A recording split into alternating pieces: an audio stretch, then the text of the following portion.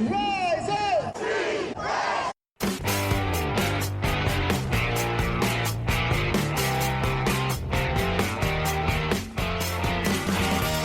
This is the Rise Up See Red podcast, all about the Arizona Cardinals and the NFL, featuring insider and outsider perspectives. Enjoy the best hour of Cardinals talk on the web. Now here are your hosts, Jess Root and Seth Cox.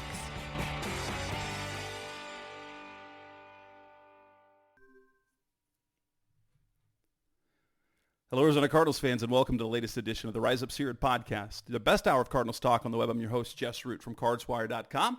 You're the USA Today NFL Wire site that covers your Arizona Cardinals, and we continue with the opponent preview series. Again, as I'm recording the 14 opponent preview shows, I don't know in what order they're recording out of order, so I'm not going to give you an episode number on this one, but this one is one of my favorite every year because it is a longtime friend of the show, and Kyle Madson from Niners Wire, the site editor over there the last several years.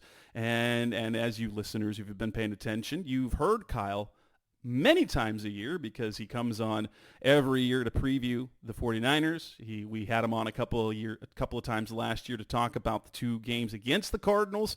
Kyle, welcome back. It's always a pleasure as we wait out this very, very hard time to write content. Oh, it's the worst.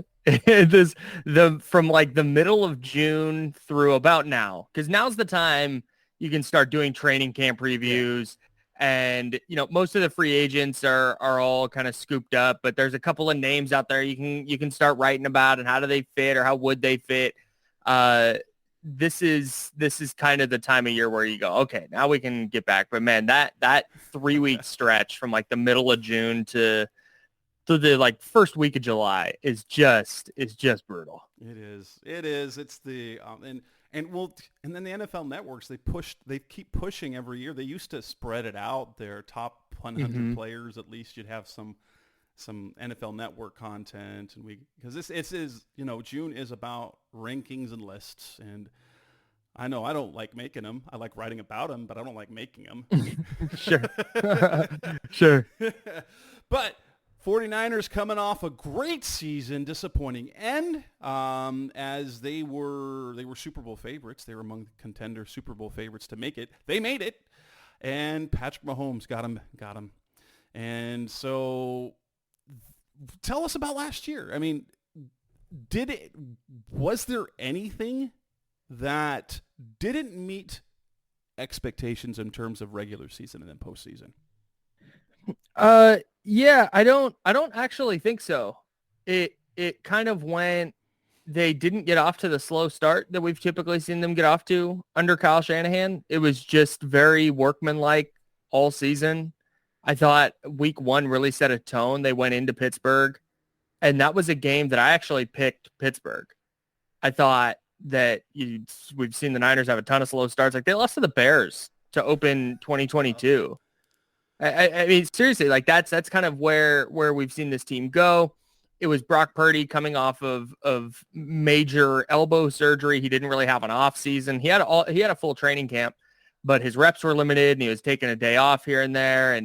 And I thought they were going to go into Pittsburgh and really struggle, and they just dominated that game, just start to finish. It was like I said, very workmanlike, and that's just how they went about the regular season. They I think they finished 12-5, 13-4, whatever they finished. So they lost some games, but there was never a point in the year where you went, this team is playing way below its standard.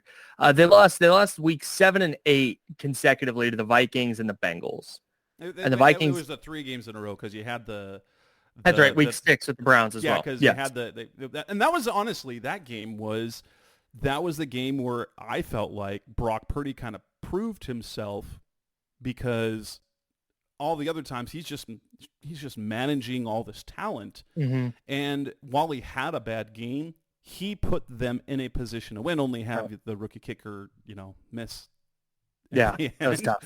Yeah. But their third round pick, fairness, by the way, 99th overall. 99th overall pick, can't make a game-winning pick. Cool. But in fairness, Trent Williams was hurt. Deebo Samuel was not 100% in that stretch. And then the rest of the way, was, they rolled except for when Lamar Jackson and the Ravens sort of just dismantled them. Yeah. Yeah. And that was the point that, again, I didn't take that Christmas Day game as, oh my God, the 49ers got exposed. It was just evidence that, man, if they meet the Ravens in the Super Bowl, they're going to have a really hard time beating them. Because I didn't think there was a team in the NFC that could really hang with San Francisco last year. And if this is your first time listening to me talk, I'm not like a Niner homer. I'm pretty rarely super optimistic about them. But last year, you just kind of looked around the NFC and you see the Cowboys get blown out in the wild card round. You're going, okay, well, they should be able to handle the Packers, which they just barely did at home. And then the Lions, and it's like, okay, the Lions are good. Like, the Lions are a lot of fun, but, they probably should have lost to the Rams, and then the Bucs really had a chance at them. So, and then the Lions came in and punched them in the mouth for the first 30 minutes, and then the Niners did the opposite in the second half and just kind of took over that game. So it wasn't a huge shock to me they got to the Super Bowl. It wasn't a huge shock to me that they lost to Patrick Mahomes. I just, just to answer your question on kind of how the season went, it just, like, if you told me that's exactly how the year went, I wouldn't, that it was nothing surprising to me. They were one of the best teams in the league. They didn't make the one or two plays they needed to make to beat the Chiefs in the Super Bowl. And now they're here again. And, I mean, honestly, every year it seems like some opponent against Patrick, they're like, we should have beat him. Yeah, probably. But that's why they're the Chiefs. Andy Reid, Patrick Mahomes, Travis Kelce. I mean, it was, the Eagles a year ago. They hated Jonathan Gannon because of it. And it turned out that Jonathan Gannon wasn't the problem. Though I will say one thing that was interesting because, the 49ers had an abundance of riches. It was unfair. Like, you look at the roster and it's unfair the amount of talent that they have on both sides of the ball. Christian McCaffrey, not only, talent-wise, but then he goes and has one of the best seasons of his career. He's Offensive Player of the Year, rushes for nearly 1,500 yards. He's fantastic. You get Brandon Ayuk having a career year, over 1,300 yards. Finally looks like the guy. George Kittle gets back to over 1,000 yards. And then defensively, you added Javon Hargrave. You've still got the best linebacking core. You got Nick Bosa. Although his sack production was only 10.5, but you got 7 sacks from Hargrave. Charvarius Ward looks fantastic. And he was really good last year. It was down the stretch that it felt like that the defense took a step back.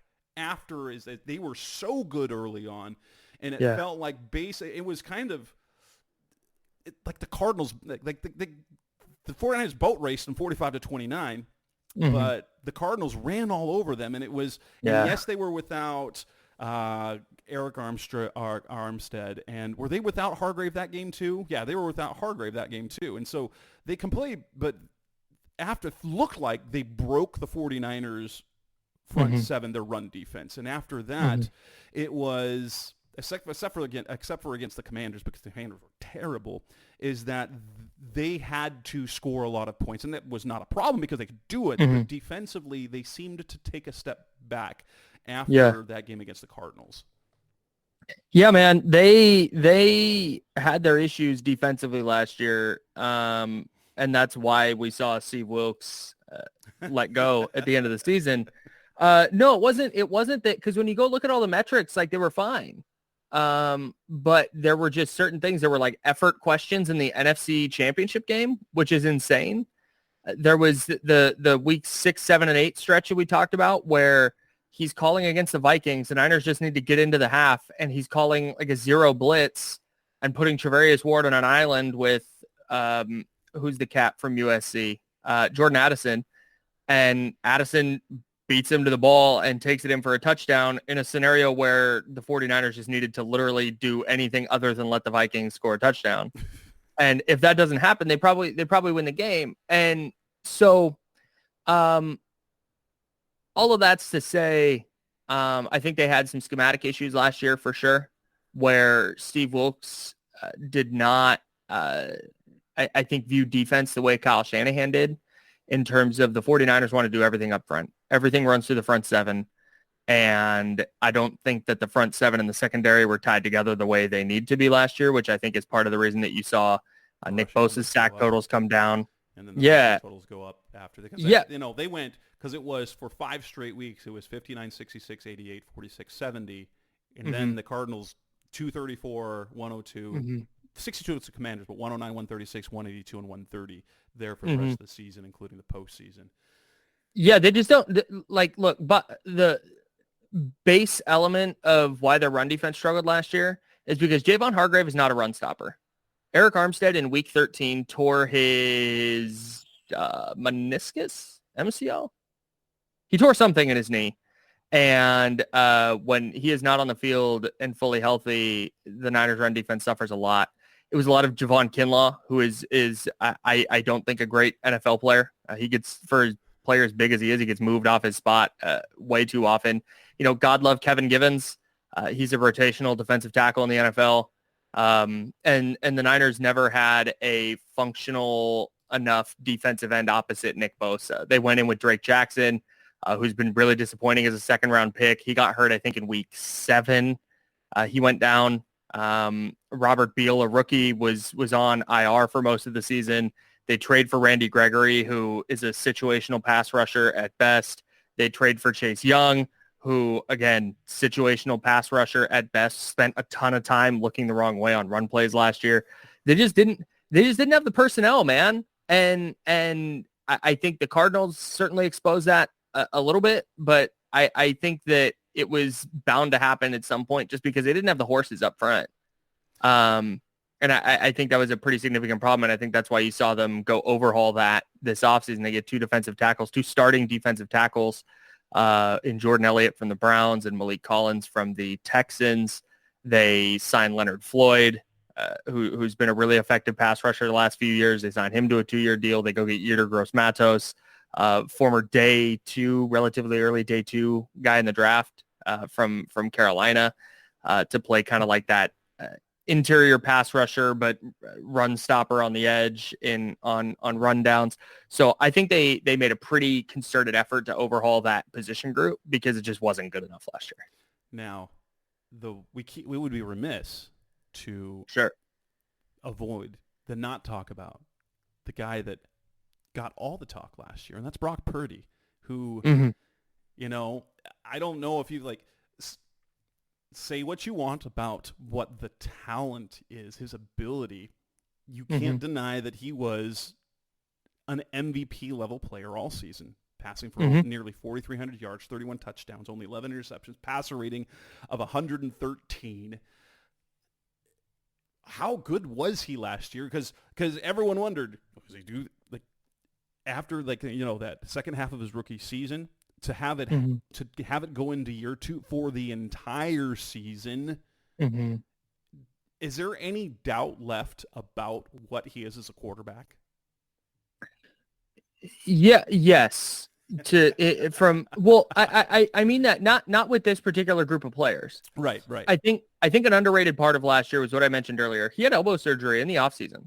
He tore his UCL in January. There was talk of him having Tommy John surgery potentially. Yeah, and he had a different procedure that wasn't full blown Tommy John, which is why he was back in July, right, or the end of July. But he didn't get an off season. He didn't get to work on being a quarterback. He was rehabbing his elbow right up until literally he missed the first day of training camp because it was a rest day from his rehab.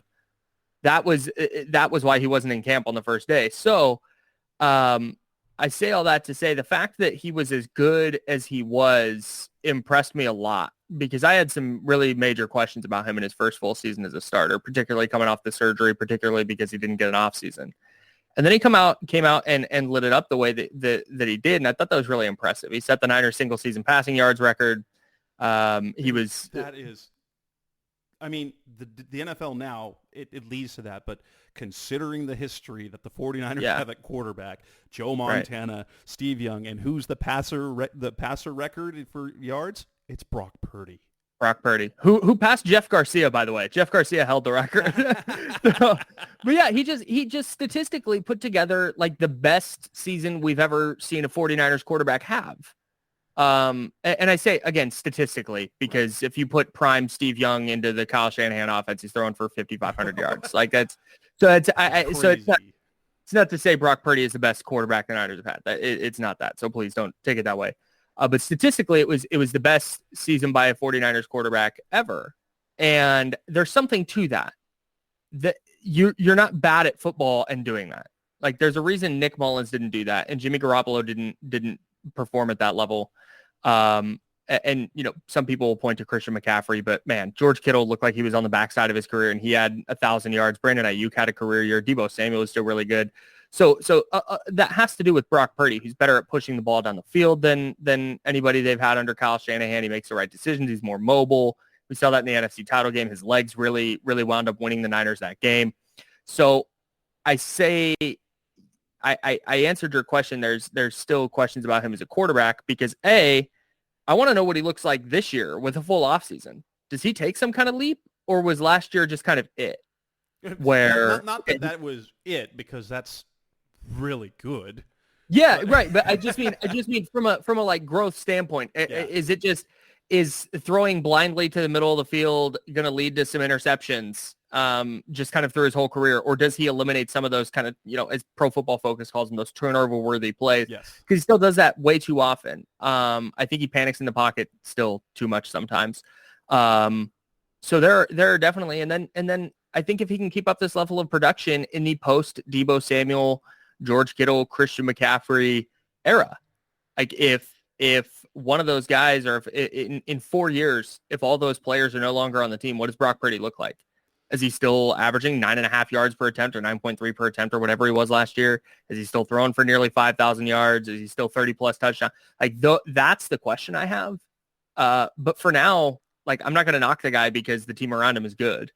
You know, so I expect him to produce at a really, really high level this year. And the thing that I think one of the other times I was on the show with you is saying that his strength is a perfect complement to what that offense needs. One, he's smart. He's got the talent, but his ability to be very, very accurate on mid-range throws is ungodly almost, because you gave me a number. What is it? Something like, is the second half of the rookie season, wasn't something like 85% completion It was rate? insane. It was insane. It was and ridiculous. It didn't really drop last year, did it? He regressed a little bit for sure. But he was still like so good in that intermediate area of the field. And then if you're a Pro Football Focus person, he was also one of the highest graded deep ball throwers in the league. Like this isn't just a dink and dunk check down guy. Okay, well, it led the 49ers in passing. Of course he led the 49ers in passing air yards, but he had over 2,200 yards in air yards for his throws, for his passing yards. That's crazy. That's bonkers. All right, let's move on to the offseason. Coming up next on the Rise of Sierra podcast, special of Cardinals Talk. Let's move on and talk about what the 49ers have done in the offseason. That's coming next on Rise of Sierra. We're back on the Rise of Sierra podcast, the best hour of Cardinals Talk on the web. The 49ers went through a lot of changes on the roster. Obviously, the skill players are still there offensively, although Brandon Ayuk is still unhappy. Do you think that's going to end well? It seemed like you've gone through this with 49ers players before. Deebo Samuel kind of went through the same thing. Nick Bosa, wasn't to the same extent, obviously. Ayuk going and telling Jaden Daniels that the 49ers don't want him. But is something going to end up happening with Ayuk, and how much do you think he's going to get paid? Yeah, I think they're getting a deal done with Ayuk. That's been, if you go check Niners Wire, everything I've written about Brandon Ayuk includes that caveat. Whether it's about a trade rumor or his meeting with the Niners or whatever it is, this is just the timeline the Niners operate on. And I think the urgency was ramped up with Ayuk in a way that it wasn't with like Deebo Samuel or George Kittle or Fred Warner. There's one I'm missing in there. Samuel, Kittle, Warner. Doesn't matter. Anyways, this is just a timeline they get these deals done on. Like Nick Bosa. They go, they go deep into training camp or deep into July, right up to the start of training camp or a little bit after the start of training camp with Bosa. He held out until the week the regular season started.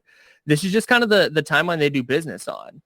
And the Ayuk urgency ramped up, I think, A, because of all the trade talks during the draft, and then B, because the wide receiver market reset and then reset and then reset like 5 or 6 times throughout this offseason.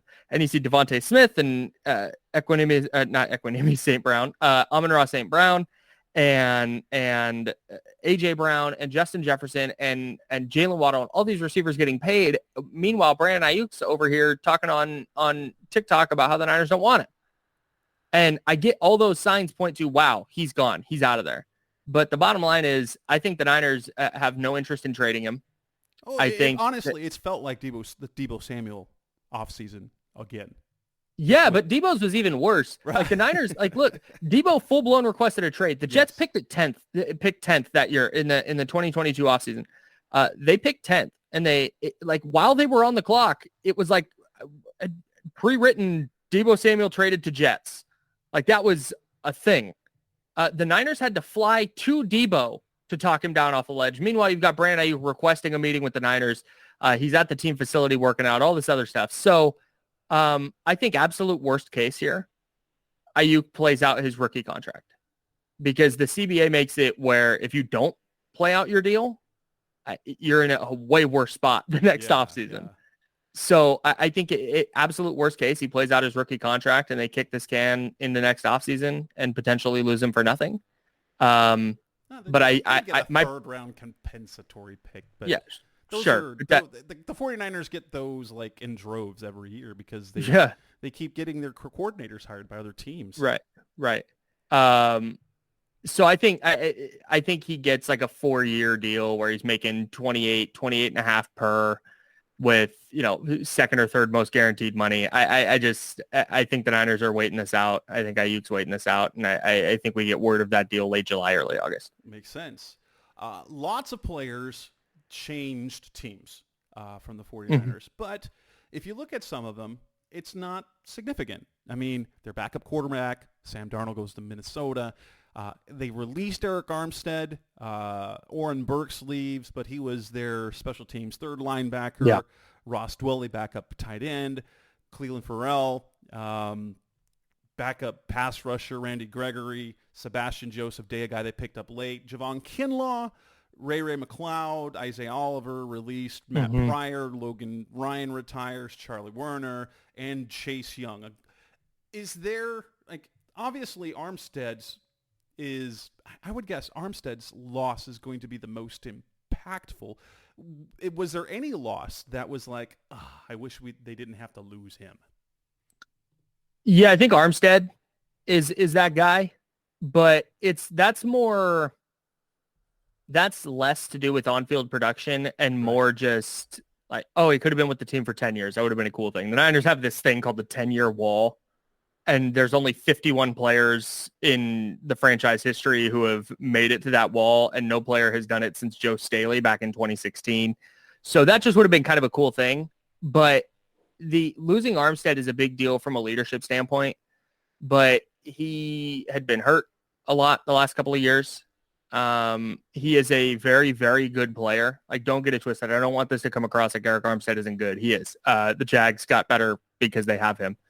But I don't think he is so irreplaceable that the 49ers defense is going to look markedly different this year. Like I said, I think in the aggregate, Malik Collins and Jordan Elliott can kind of just fill that void, and maybe some Kevin Givens. It's going to be an all hands on deck effort, but I don't think we'll see the Niners defense look demonstrably different with Eric Armstead gone.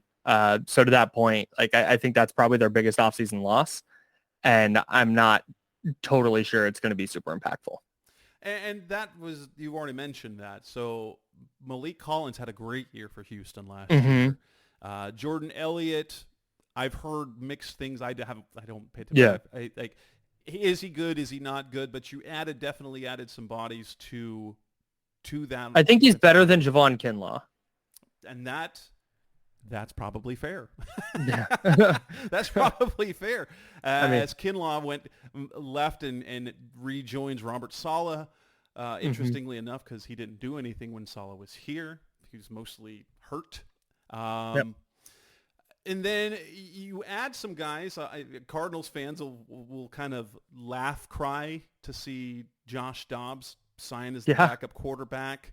Obviously, the big loss we didn't talk about was Drake Greenlaw and his Achilles tear during the Super Bowl. That was brutal. Oh my gosh! And then to see after the Super Bowl and everything, to see the video clips of guys reacting to it. Fred Warner reacting to Greenlaw getting hurt because of he's just running back to the field, falls over. That makes no sense at all. Brutal. They add Devondre Campbell, a guy that played for the Cardinals, was but then was great for the Packers and then wasn't so great. But I get a feeling that playing next to Fred Warner will be very, very good. Who of the guys that were added do you believe, and I think Leonard Floyd, that's, he's got 39 and a half sacks over the last 4 years. Yeah, it's been really good. Legitimate, like what y'all wanted to see from Chase Young opposite Nick Bosa, you get someone that has actual, sustained production. He is quite good.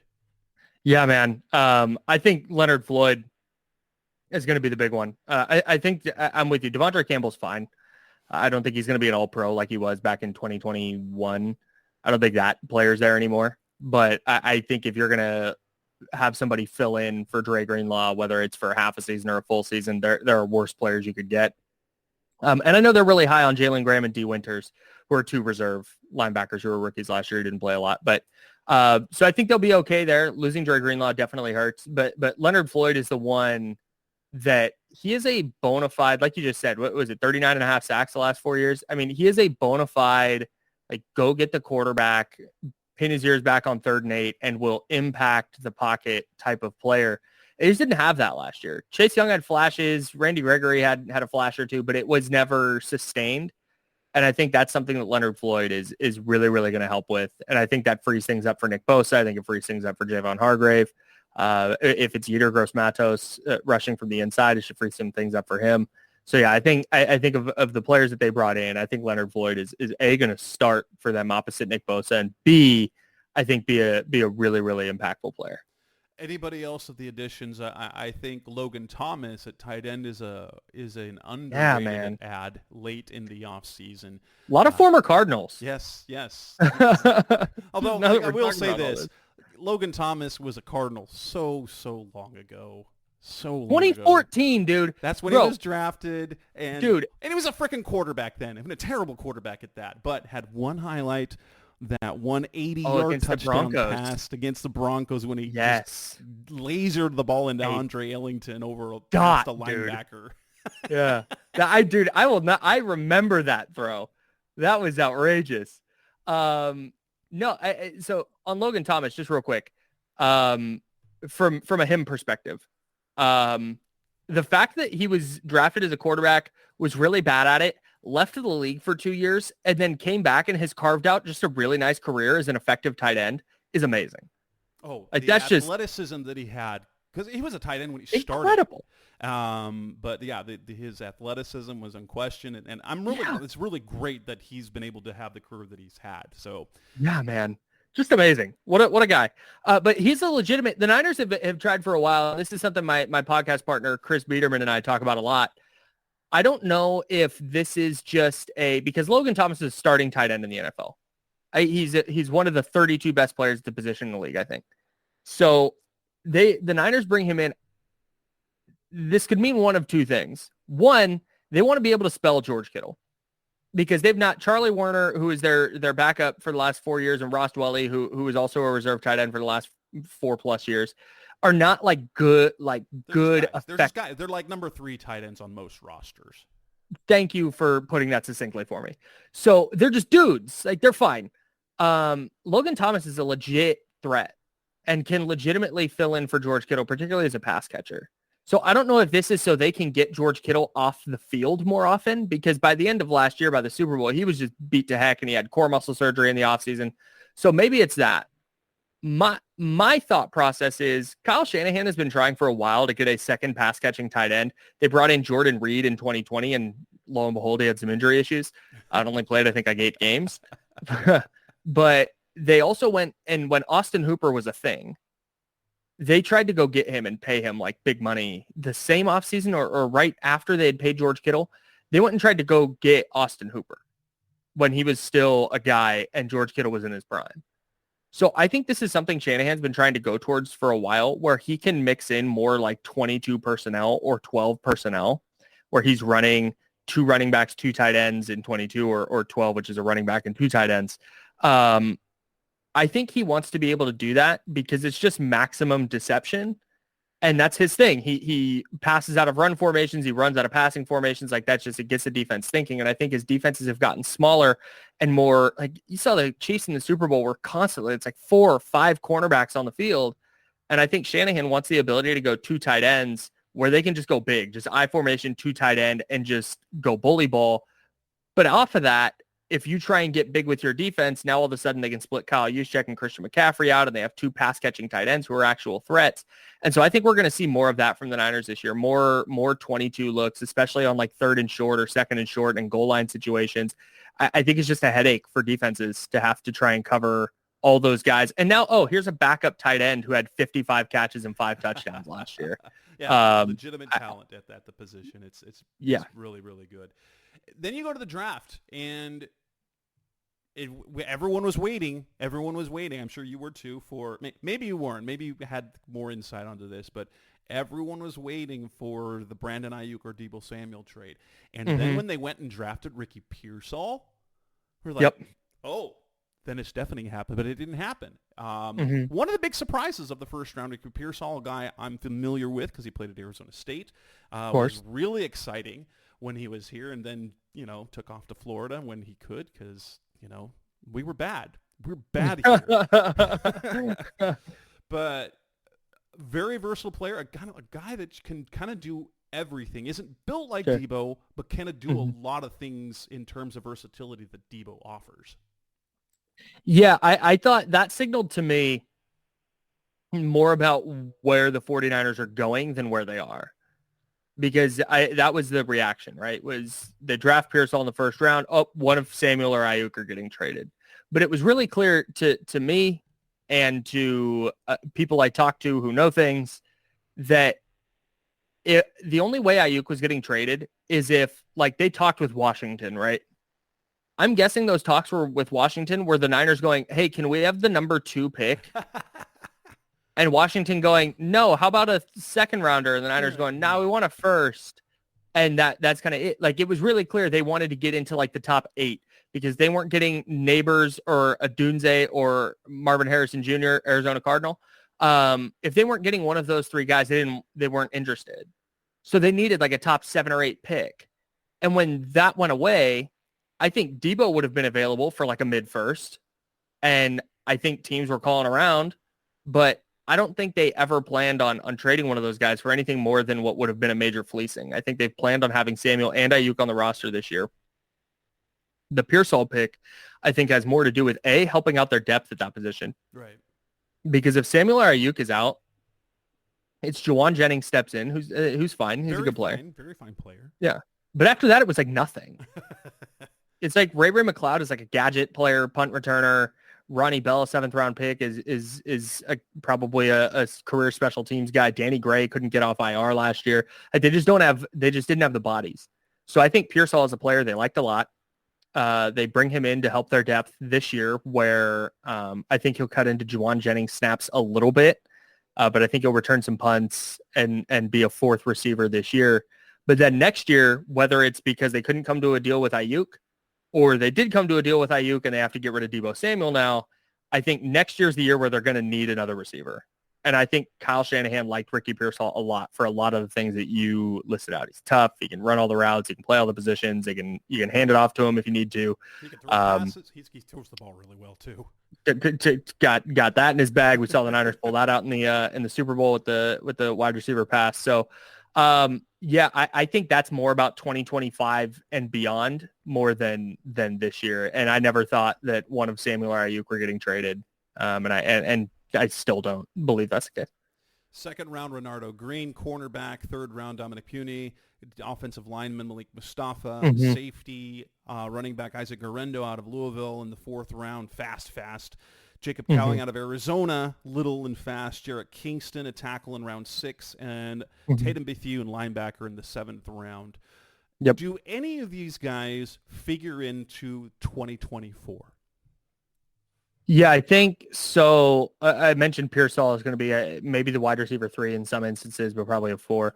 I think Renardo Green has a legitimate chance to start at one of the cornerback spots. Um, if you go watch his tape, Doug Farrar, who's our colleague Yes. at the NFL Wires, is a huge Renardo Green guy. Him and Greg Cosell both love Renardo Green. And if you go turn on his tape against LSU, where he just puts Malik Neighbors in a padded cell for 4 quarters, it's really hard to not be a Renardo Green guy. he's a dog.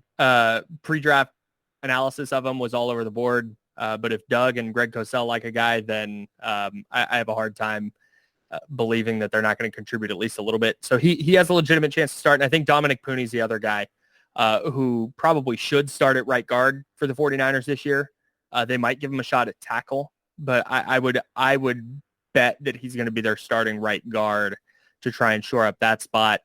I mean, between And I think Feliciano that's and it. Burford, it's very It's thin. unremarkable. It's thin. Yeah. But Feliciano was really good last year, but I don't think you want to go into a year with John Feliciano as like your surefire starting right guard. That's probably not a great spot to be. So I think Puni will start this year. And Malik Mustafa is a player I like a lot. I don't think he's going to play a ton with Talano Hufanga being back from a torn ACL and Jair Brown. Was really good last year. Yeah, he was solid. So I think he's gonna start and play a ton. But Malik Mustafa is a player I really like, and I think if he doesn't have an impact this year, I think he will down the line for sure. Coming next on the Rise of Sierra podcast, Best Our Cardinals Talk on the Web. We'll move ahead to 2024 and expectations and hopes and dreams for this coming season. That's coming up next on Rise of Sierra. We're back on the Rise of Sierra podcast, Best Our Cardinals Talk on the Web, talking to Kyle Madson of Niners Wire. We've gone over last season and the offseason. The 49ers, last I checked, were the Super Bowl favorites in right ahead of the Chiefs, right ahead of the Ravens. How do you feel about that, being the favorites for this year? I think it's fine. It just like the 49ers have been good enough for long enough now that the preseason analysis stuff doesn't move me anymore. I don't, like, it's nice that they're the favorite. It's nice that Pro Football Focus calls them the best roster in the league and ESPN says they have the best roster in the league and they're the betting favorite at whatever sports book you want to go look at. Their over under their win total is as high as anybody's. Great. They should be there and in the mix and making a deep playoff run again. But it's like when you've run into the NFC Championship game wall or Super Bowl wall 4 times in the last 5 seasons, it's hard to be super,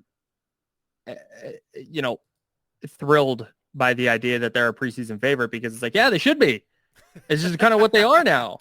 And I think the NFC is going to be tough this year. Yeah. Pick your NFC North team that is going to be really good. I think the NFC West has a chance to be really, really good, top to bottom. Quietly remade themselves. They went from a team that was aging to having now, we'll see what happens without it, Aaron Donald, but that team has very good young talent at a lot of spots.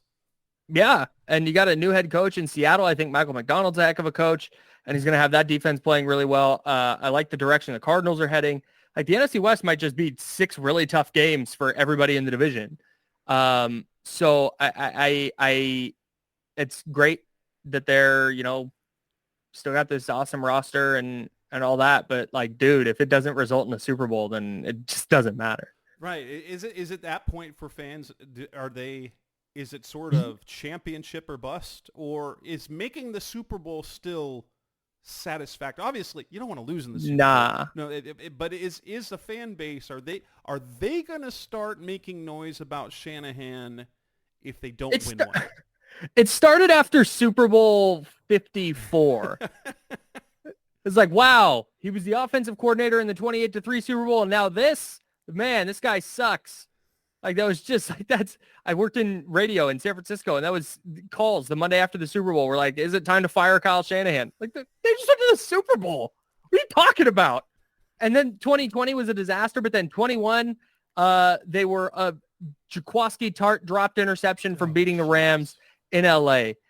In 2022, I don't know if they would have beat the Eagles if Brock Purdy was healthy, but when you see how that game went this past season in Philly, I like their chances to win that NFC title game in Philly if Brock Purdy stays healthy. And then this year, they were up 10 on the Patrick Mahomes Chiefs. They had them in a 4th and 1 in overtime, and Nick Bosa, for some reason, chases the running back instead of hanging out and waiting for Patrick Mahomes to pull the read option. I could just, there's all these things you can point to where they've gotten so close. And man, if they go to the Super Bowl again and lose again, I don't think there's going to be, I have friends, dude, check this out. I have friends who work in media, like in radio, who are like just now, like, okay, I can think about football again. Oh, If they lose another one, I don't know how anybody's going to recover, particularly the team. Like, you can only face plant just shy of your goal so many times before it starts to mentally mess with you. The big picture, like Super Bowl twice in 5 years, NFC champion, like NFC it's incredible run. It's incredible, but in the moment, I could see it being kind of a reason of a team quickly falling apart. Yeah, dude. That's very much on the table, man. Hey, that's why I would bet the Niners under this year. Maybe they go over. Maybe they go 14-3, and they are just rock solid, super tough. They know what it takes, and they know that this is their last ride as a core, so they're going to get after it. Maybe. But also maybe they lose week 1, and then the doubt sets in. And everybody's looking at Brandon Ayuk and going, hey, you only had a catch for 6 yards. You held out. Debo, what do we, is he staying or going? What's the deal here? Oh, Brock Purdy's going to get paid. And then all of a sudden, all this other stuff starts creeping in that instead of focusing on this goal, everybody starts looking ahead to next season where things are going to look a lot different. And now all of a sudden, that's where that downward spiral comes. And now you have this loaded roster that finishes 9-8, missing the playoffs. Ooh. Like, it happens. It can happen. Yeah.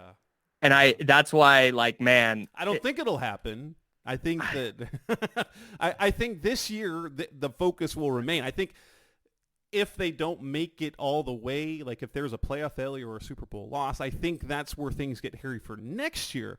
But I think between the talent of McCaffrey, the level of play of Purdy, that offensively it's going to be really hard to take that much of a step back offensively. And you still have arguably the best pass rush in football. You've got the best linebacker in football. You've got one of the best cornerbacks in football. And your duo of Hufanga and Jair Brown are a formidable duo at safety. You've got so much talent. And then you added Leonard Floyd to that. I mean, they should be good. They should be good. Like, they should be. But like I said, look, if they go 15-2 and lose in the first round, nobody's psyched. If they go 15-2 and losing the Super Bowl, like, nobody's psyched. If they go 10-7 and win the Super Bowl, everybody's fired up. Like, it's kind of reached that point for this team. Been good for too long. They've been too good for too long, and you want something to show for it. Yeah, man. Especially because this isn't a Patriot situation where it's been Tom Brady and Bill Belichick and it's different players and they're moving in and out and the team looks a little different. Like, no, it's been largely the same core since 2019. And then you look at the question is what happens when Purdy gets paid, because he's going to get paid. Whether they wait till year 4. But he's going to get paid, which is going to change the roster a lot. Yes. So yeah, that's going to be obvious. So you've given the worst case scenario that you think worst case, like they kind of fall apart and be a 9-win team. Obviously, the ceiling is the Super Bowl. Do you predict a Super Bowl appearance / win? Here's why I don't. I wouldn't. No, no, because it's happened once since the turn of the century where a team has lost the Super Bowl and gone back, and that was the Patriots in 2011. Long time ago. It was a while ago. So I don't. Was it? No, it's the Eagles Super Bowl. They lost to the Eagles and then beat the Rams the next year. I guess how that went. Yeah, But anyways, doesn't matter. It's because it was. Doesn't matter. To Nick Foles, come on. I know, dude, just brutal. But no, so it just doesn't happen anymore. Like it's so tough to do now. And I think only 8 teams have ever done it where they've lost the Super Bowl and then gone back the next year. It's something half of them were the Bills. Half of them were the Bills. Yeah, right. No, that's 8 total, but the Bills did it 4 times themselves. Yeah, man, I just don't. They have all the pieces for sure. But history tells us it doesn't happen. And with how good Green Bay might be, with how good you mentioned the Rams, the AFC by itself, in the Super Bowl is going to be tough, but it's even getting there.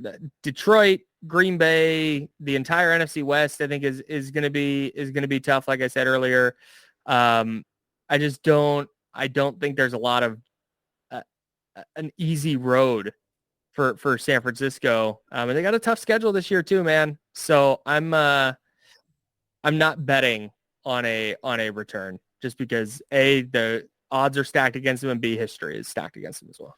And with that, we will wrap up this edition of the Rise Up C-Red podcast. The 49ers opponent preview, with the 49ers with Kyle Madson. You can find Kyle's stuff over at NinersWire.com and on X/Twitter. What's your handle? Kyle A. Madson, Madson. There we go. Awesome, man. Kyle, it's always a pleasure, man. I love when I have you on, and the good thing is I'll get to have you on twice during the regular season. All right, always man. a ton of fun. Take care. Appreciate you. Anytime. Right. We'll be back again soon. Thanks, guys, for listening. Thanks for listening to the latest edition of the Rise Up C-Red podcast. Listen to previous episodes and subscribe to the show on Apple Podcasts, Stitcher Radio, Audioboom, or many other podcast platforms so shows are delivered directly to your mobile device. Please give the show a 5-star rating and always support the sponsors who support the show. We'll be back soon for the best hour of Cardinals talk on the web. Rise Up Red C, be Red C-Red, and of course, Rise Up C-Red.